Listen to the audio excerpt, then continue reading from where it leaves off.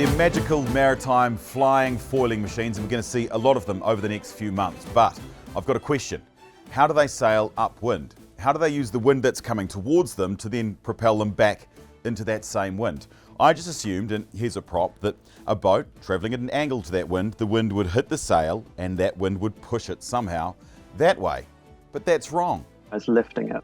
Just like the force on an airplane wind lifts the plane, this is lifting, effectively pulling the boat sideways. So we're going to ditch this model now for this one here. This here is an Emirates Airbus A380, the world's largest commercial aeroplane, and I'm going to tell you how planes fly.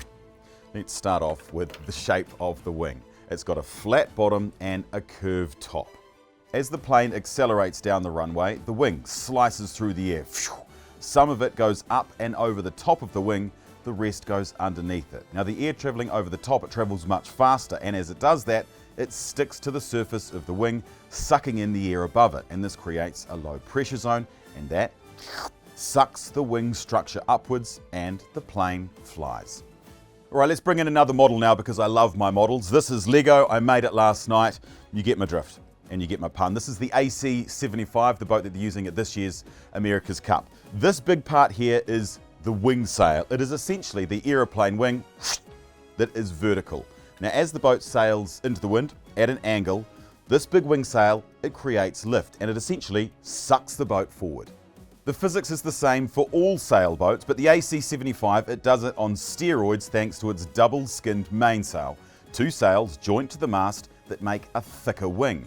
And unlike a rigid aeroplane wing, this one is flexy and it can invert both ways to change the direction of suction as it changes tack.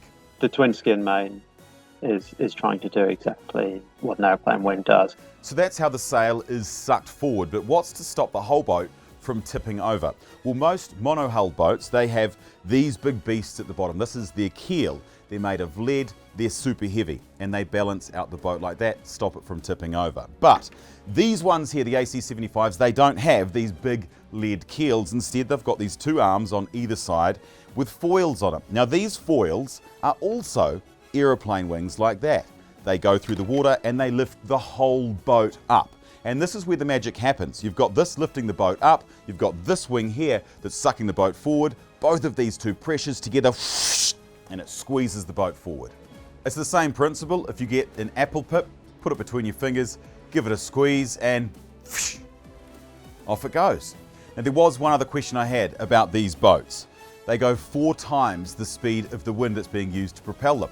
How does that work? It is a complicated thing to explain, and I think even a lot of engineers who don't work in this field struggled with the concept.